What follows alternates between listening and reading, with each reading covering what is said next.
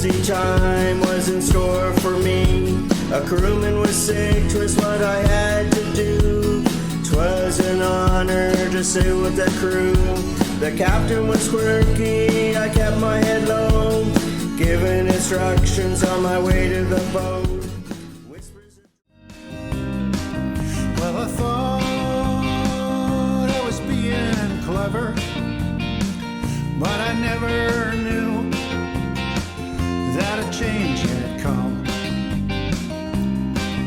Well, I thought I was under the weather, but I never knew what I had done.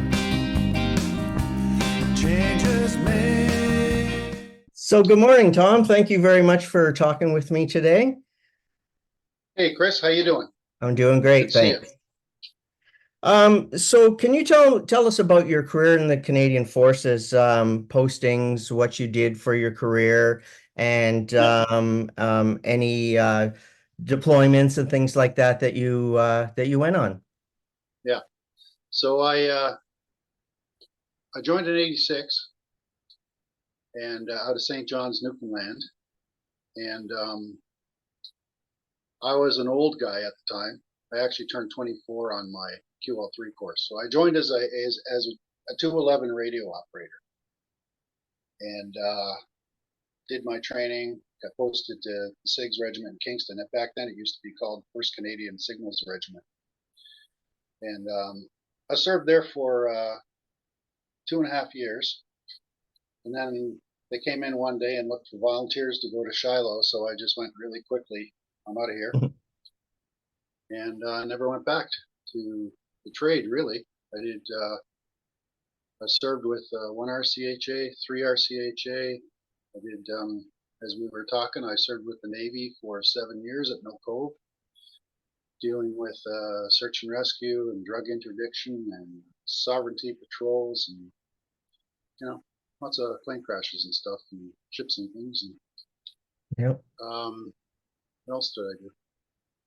I did 5 years with 2nd Battalion Royal Canadian Regiment, and then after that I was commissioned officer, and I finished off my career at the Combat Training Center And where's that? in Gagetown. Okay, That's nice. the school. That's the school for the Army for senior courses. Okay. So all of the Army training courses are here in Gagetown, and I'm not talking like the mechanics and stuff are still in Borden, but they're part of our, like they're all part parcel of the CTC. So. Mm-hmm. And I'm dating myself. I don't even know if it's called CTC anymore. I retired almost 10 years ago. Yeah, it's been 18 for me this fall. So, when they change the names of the ranks, I don't think they are anymore. Yeah. Because of how I chose my stream, I only did 2 tours. I was with the guns in Cyprus in '92, and we basically closed that out. And then I was 10 years ago today, I was in Port-au-Prince, Haiti for the coup. So that was interesting. Yeah. That was a Roto Zero, so we handed it over to the UN, and we packed up and left. And all we did was stabilize the mission. Mm-hmm. Yeah. And it's still a mess there now. Yeah. And as far as other stuff, I don't know. I don't.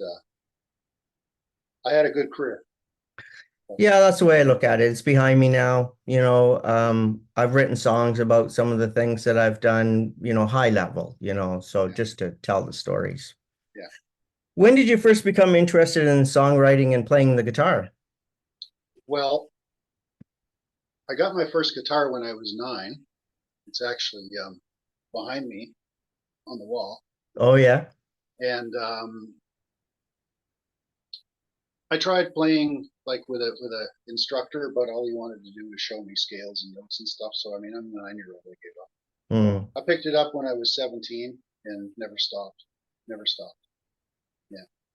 As far as songwriting goes and performance, I've been a basement guitar player for 40 years. So, and I now think that that's a complete waste.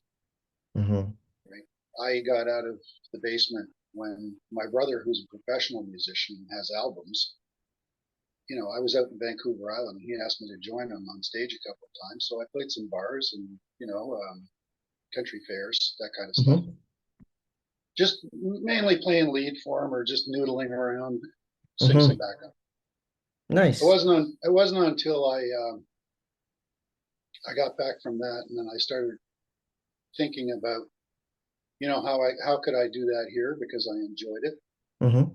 and then I mean I don't know if JM told you the story about how we met, No, no, I didn't. but it's he uses the word serendipity all the time.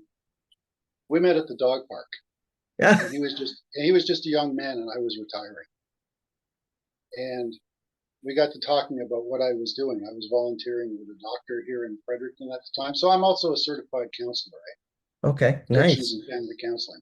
That's I did great. that after I left the military, but I don't practice that except for the volunteer my services for, Hmm. and even that's died down because I can't handle it, right? But you know, so that's what I was doing when I met JM, and we talked.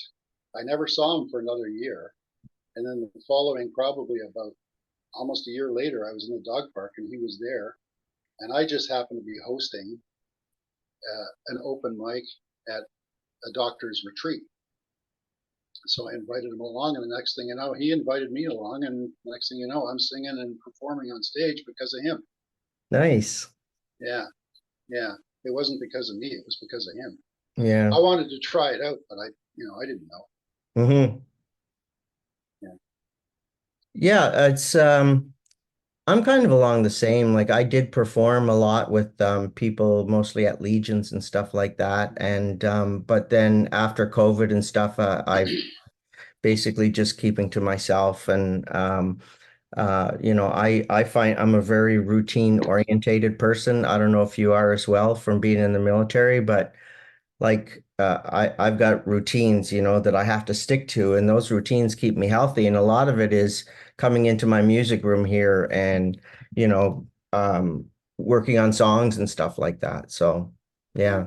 yeah, I'm kind of the same right now. I have been to an open mic here and it was a lot of fun, but that was just before COVID, and then I haven't been back, but I've been thinking about going back. I may go back this summer. Yeah. How's music helped you with healing from any events in your service or personal life? Well,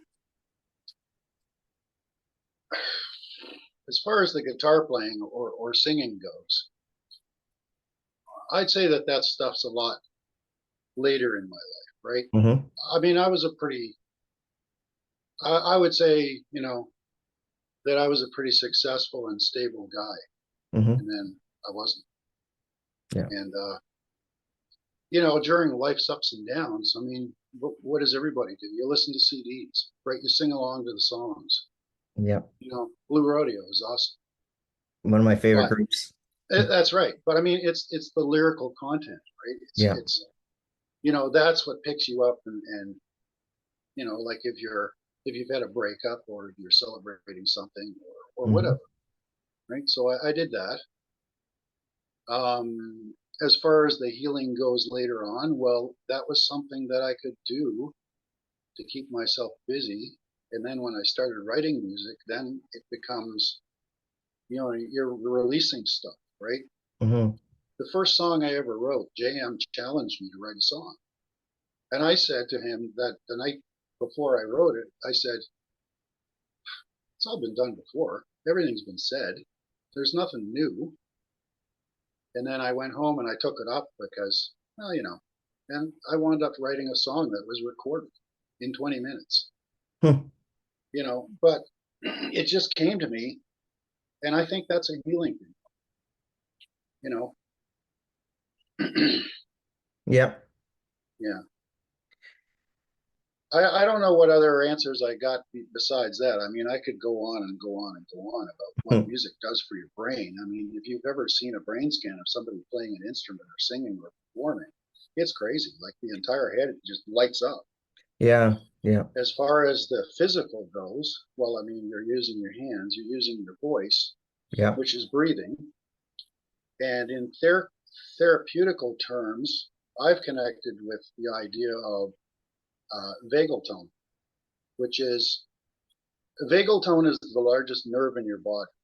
It actually goes from the top of your head right to your toes, Oh, wow. and it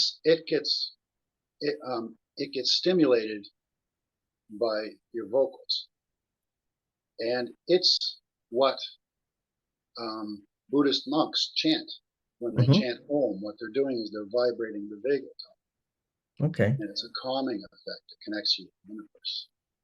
And some people might think, well, that's science fiction or whatever, but it's actually a fact. So I use singing as a way of breathing and as a way of calming myself down. Hmm. Experiencing the emotions of the song when you're in the song, Yeah. right? Yeah. Like I can become very emotional singing Hmm. to the point where I'm in tears and I have to kind of, Hmm. yeah. Yeah, music's very powerful. My partner and I, we like to watch a lot of the Best of the Mhm. Voice, or Britain's Got Talent, America's Got Talent. And then when someone sings some of these songs, like the emotions are so strong. Like I'll look at her and she's misty and I'm misty, just because it's so powerful. I Mhm. find music so powerful. And another thing that I found too was when I was deployed, I was in the Persian Gulf War, and then I was with the Bosnia thing, and then in submarines, that listening to music really helped me escape, get away from that environment. And I'd say if it wasn't for music, it would have been a lot tougher on me. So, Yeah, you think, yeah. oh yeah. See, we didn't have anything like that. Like I was in Cyprus, we didn't have access to instruments. I brought a harmonica and I learned how to play the harmonica in Cyprus. Hmm. I used to bug the shit out of people. I did the Dancon March playing the harmonica for 52 Ks, up and down the mountains. Um, and same thing when we were in Haiti. That was like drop in, Hmm. bomb up, 5 months of looking over your shoulder and leave. Yeah, So, we didn't play around. yeah, yeah. Um,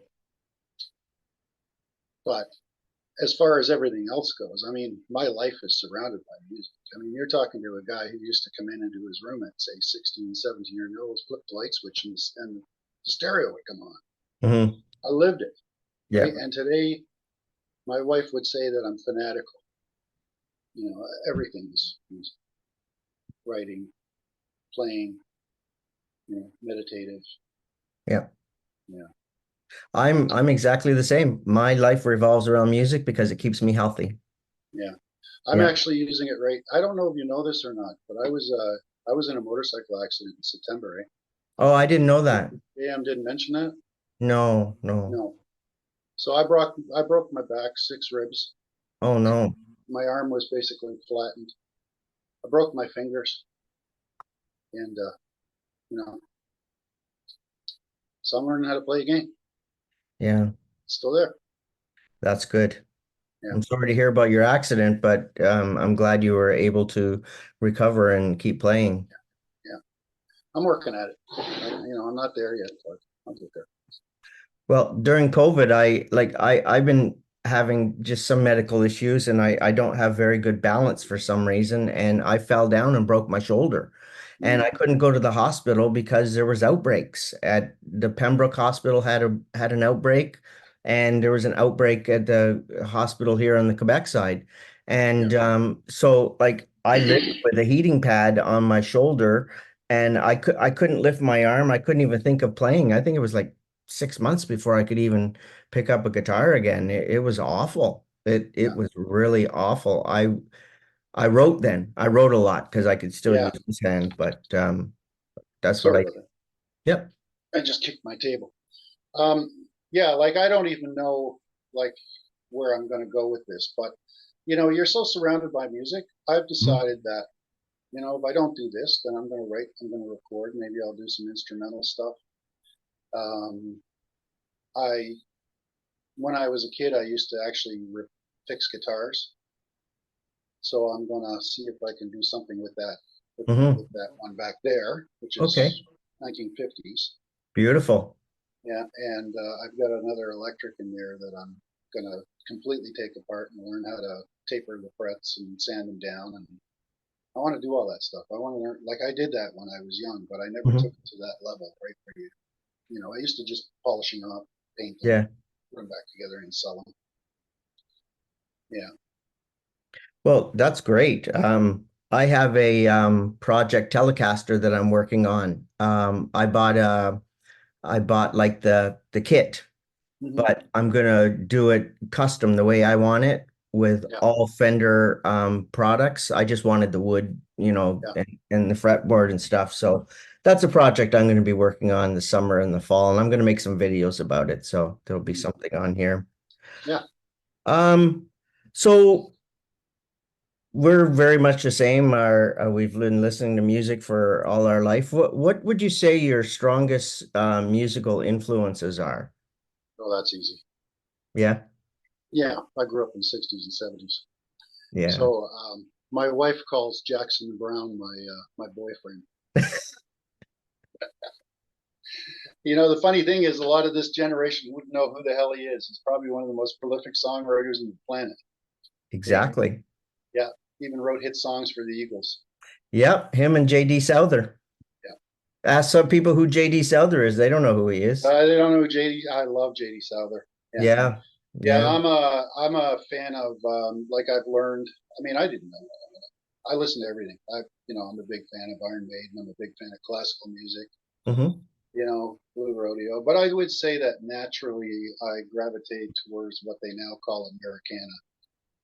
Hmm. So Springsteen, Mellencamp. Yep. Yeah. I love David Gray, who's British. Hmm. You know, that singer-songwriter stuff, right? James Taylor. Yep. Yeah, I love playing James Taylor. Yeah. Obscure Paul Simon. Hmm. I got into a kick the other day. I was listening and singing "April Come She May." Oh yeah. Yeah, or America. Yeah. Yeah, yeah, Yeah. I love that stuff. Yeah, I surprise some people sometimes when I pull out a John Hyatt. You know, yeah, and we're listening to Ry Cooder then, right? Yeah. Yeah, yeah, it's I've good had a stuff. lot of influences myself, and right now I find myself I'm listening to a lot of Moody Blues. I've been a Moody Blues fan as long as I can remember. Yeah, yeah, my wife loves those guys. I actually do Nights in White Satin. Oh yeah. Yeah. I think my favorite song is Ride My Seesaw. I love that song. Okay. I just love it. It's Yeah. got to be my favorite song. But and it's that music. And I don't know if you've seen on YouTube, there's a bunch of very very high level performers that are really keeping our music alive and Mhm. music from those eras. Like there's a couple in Australia, HSCC, Yeah. Hindley Street Country Club. They do Yeah. fantastic covers. Yeah. There's the Lexington Lab Band that's down in Kentucky. Sing It Live, which is also in Australia. And these guys are doing like unbelievable covers of artists that we grew up with. I don't follow that stuff, but I mean, I do the same similar thing myself. My musical partner, when we had a duo a little while ago called Eastern Winds. Well, Rennie Leduc. He's ex military, and yeah, he pulls a lot of that stuff off and then throws it at me and says, "Hey, let's try this or let's try that." So that's what we do. We do, Nice. and that's kind of like we used to do a show. So we Hmm. start every show with Jason Isbell and we end every show with Wagon. Oh yeah. Just Yeah. because that gets the crowd just going, right? Oh, everyone likes Wagon Wheel. But Jason Isbell, um, there again, we do Jason Isbell, we do The River, Springsteen, Hmm. um, Crows on the Cradle by Jackson Brown. That Krista Berg. Yeah, I I love think I think Christopher. I'm the only one I've ever heard sing The Traveler. You I know, love I love Christopher. And the first time or I ever heard him was I was a sea cadet yeah, and I went on board HMCS Ottawa and they were actually playing the record down in the mess. And I said, I never heard of that guy. Who is he? yeah, yeah, And it's Christopher. Well, I think I have all his albums. yeah. I do now. I actually saw him the third time there back in November. Oh, you're lucky I've never seen No, him. wait now. No. wasn't November because it was sometime last year. Yeah. Okay. Yeah. Yeah. Everything's mashed up, right? Because, Yeah. yeah, Yeah. yeah. How did you get involved with Music for the Mind Veterans Edition? Well, so here's the funny thing is I play in my basement for 40 years and then I meet JM in October 2016. I played my first live show 2 weeks later.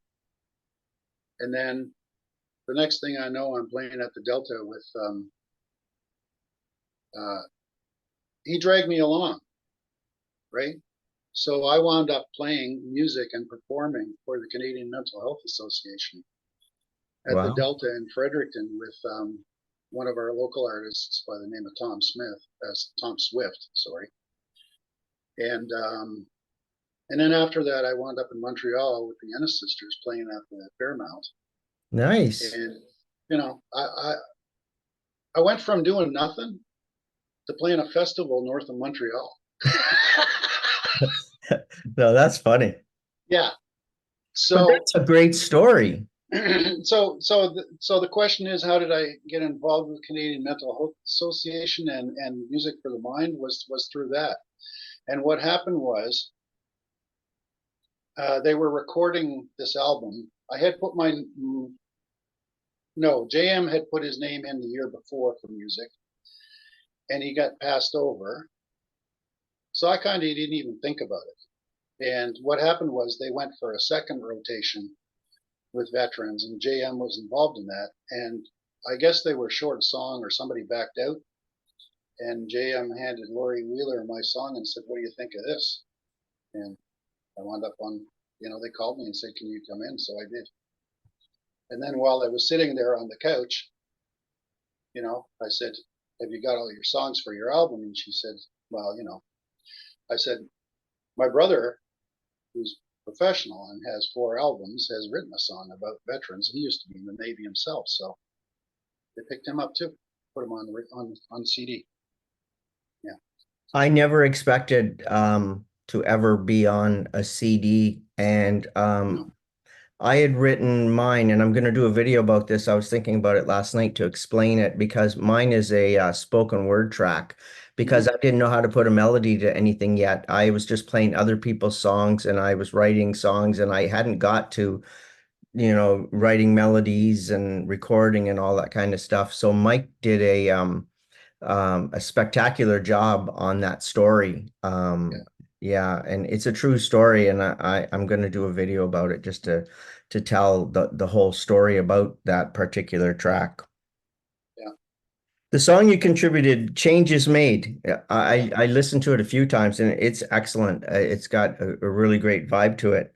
What was Yeah. the inspiration for that song? And is that the one that you wrote right quickly, you said? Really? Yeah. Well, you know, it's personal.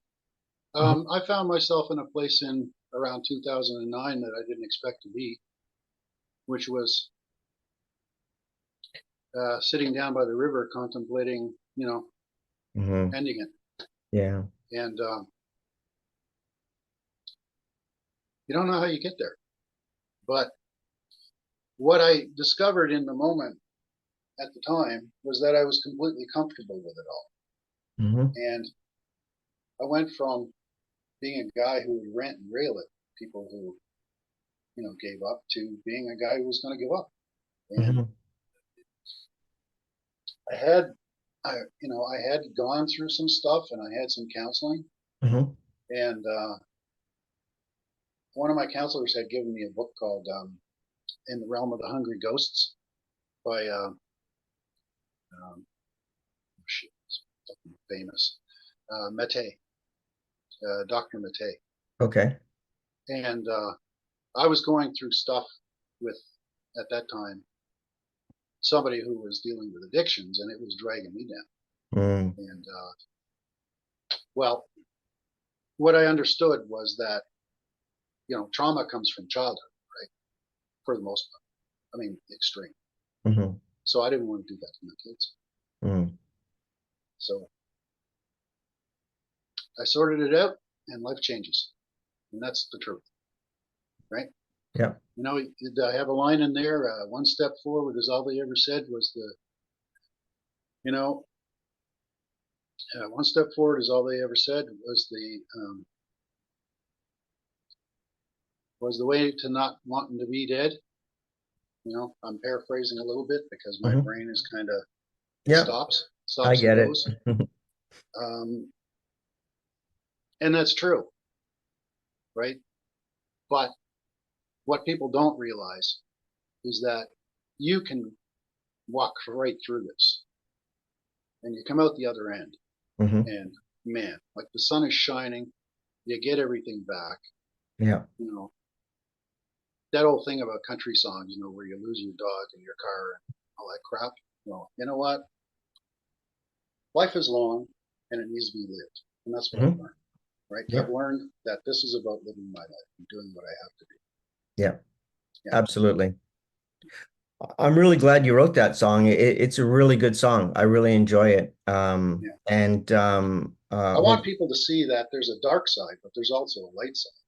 And when you exactly. come through that, you're much stronger, you know, Yeah. harder, tougher, you know, Yeah. you learn to, you know, put things where they belong. Yeah. Yeah. I found one of my biggest things. I've been seeing a psychologist since like 2009. You Mm. know, it's been a long, long road with me. And you know, like people say, well, you don't look like you're sick and things like that. This doesn't represent this. You No. know, yeah, you know, right now I'm doing great right now, but I Yeah. haven't been great. And people would say to me, "Oh boy, you look like you're happy." Yeah, I am, but if you could see the mess that's inside my brain right now, you wouldn't see it, right? So, but I went through all that stuff. And I mean, you know, the other trauma that, like, you know, you question yourself and you don't know where the trauma comes from. mhm, Because I mean, you know, like I said, I haven't done a whole lot of tours, but I've done a couple of them, and I mhm, didn't, it didn't bother me. yeah, You know, the last one was like literally, you know, bang, bang, bang, bang, bang all night long, yeah, right? And shit in the streets. You know, I was not complacent about my tour. I was out of the gate almost every single day, driving somewhere, doing something. I did convoy escorts. I was a bodyguard at one point. Only one trip, and that was good enough. Man, I mhm, tell you, it's, you know,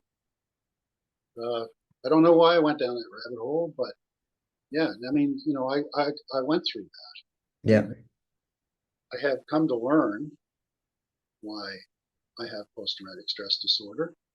It's mainly because of my responsibilities and the weight on my shoulders.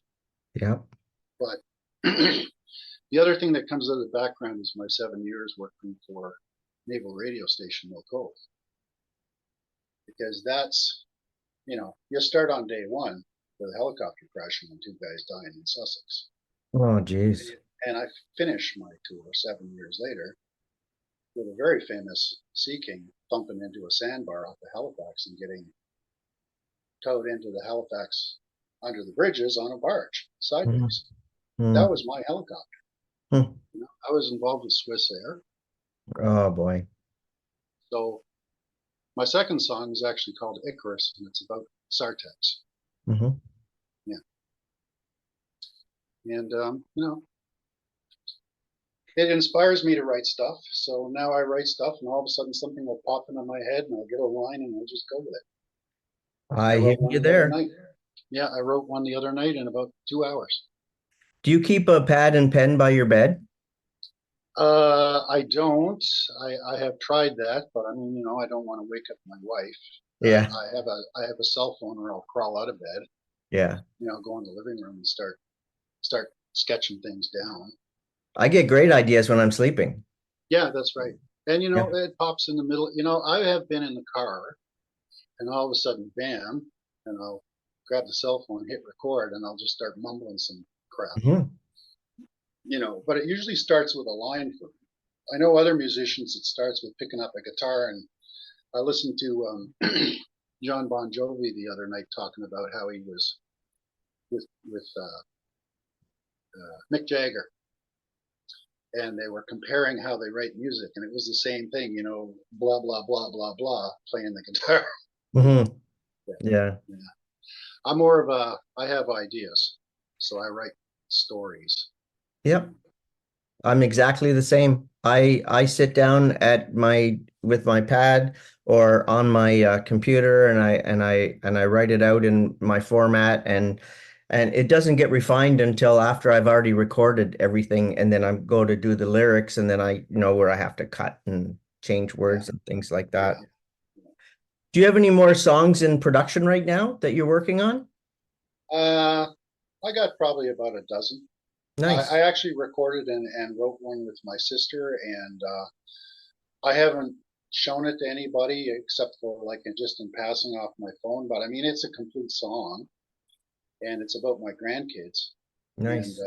my sister used to be a singer for Carnival Cruise Lines, and recently she got into doing home recordings and stuff. So I was up there a couple of years ago, and she said, "Hey, we should write a song." And I sat down with her, and we did it. And we Nice. recorded it over a number of nights, and then she sent me a clip.